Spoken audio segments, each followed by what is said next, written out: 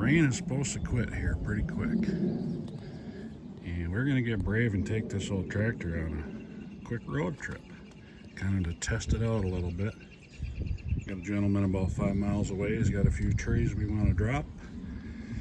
So, still got to throw in some more chains and cables and a few chainsaws, but kind of go over some of the things I've done here since you last saw this. That shifter knob, or what I assumed to be a shifter knob. I got to thinking about it because I'm a little slow. I should have realized it earlier, but that, I believe, belongs on this cable for the, what I've been calling overdrive. So that is now, even though it's kind of cracked and not in the greatest of shape, it's at least back where it belongs. We do have a new fuel filter.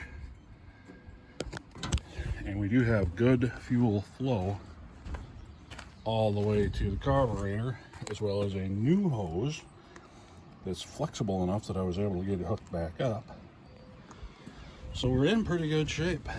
So really I got to get loaded up here and we're gonna hit the road. And some might call me brave because they know the last guy that worked on this tractor and he's not a mechanic. And well, I would agree. But we're only going about 10 mile round trip. All our fluids are good. I guess we'll see.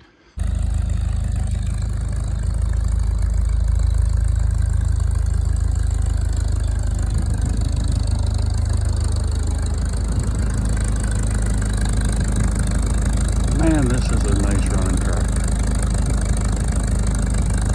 I remember it running well. I don't think I've ever seen it run this well. We're off to a good start here, old friend. You're kind of winning me over. You might have to stick around. Funny how that works.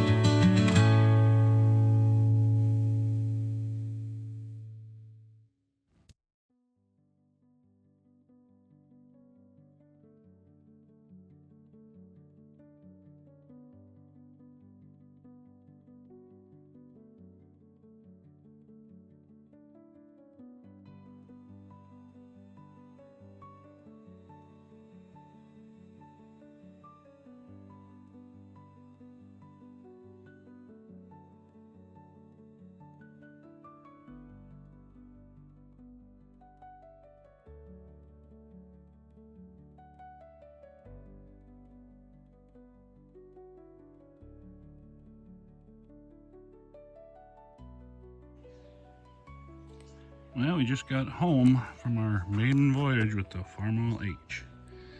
And I learned a few things. Namely, if I'm going to keep this tractor, and that's an if, I have a few things that I'm going to need to address. Our coil is on its way out. It died on me once. I stopped and let it cool off, and it came back to life, and it managed to get me back home.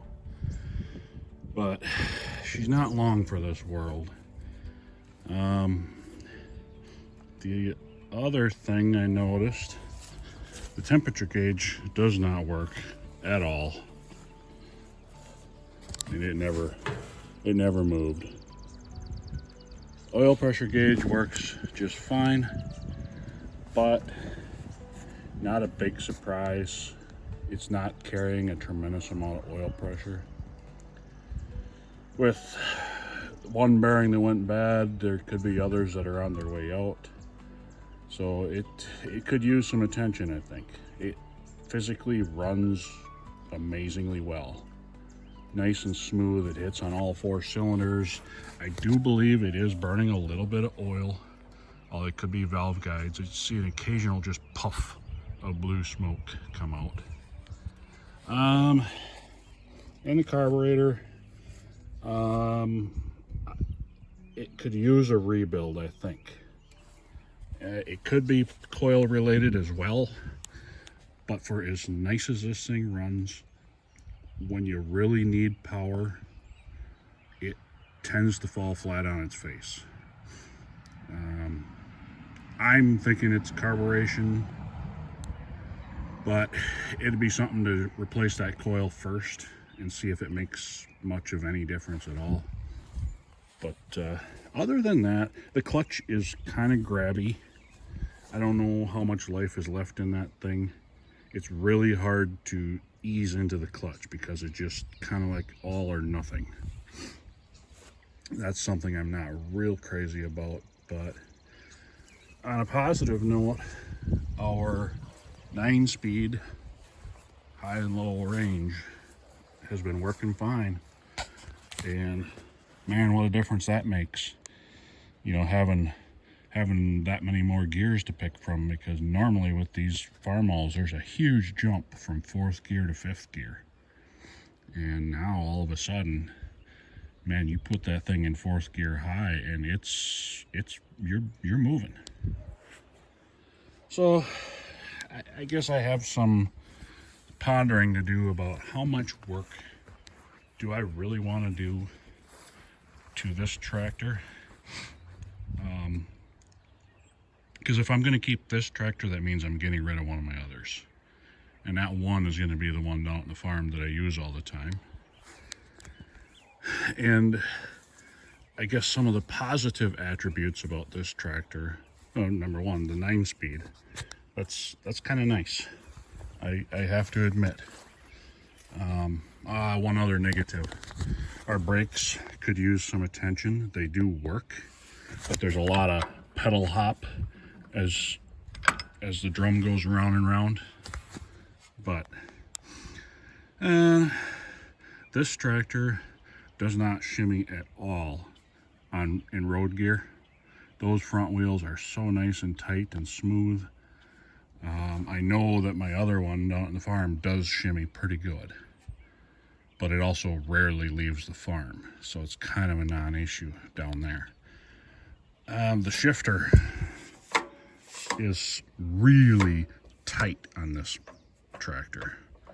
It doesn't have much slop in it at all, and it doesn't seem to kick out of any gears either, whereas I guess the one at the farm has never kicked out of any of its gears, but it has it's really sloppy, floppy. I mean, all the gears work just fine, they always have, but it's just seems like it's got a lot more wear and tear on that one. So I don't know. I don't know. I'm not going to make up my mind, you know, in a minute here. I'm going to take some time to think about it. I am going to put a new coil on this tractor and kind of make up my mind. Do I want this potentially lower wear and tear machine that needs work, or do I want my higher hour machine that works flawlessly? we'll have to see. Like I say, if I decide to get rid of this tractor, it needs to go to a good home. It needs to go to somebody that's going to care for it.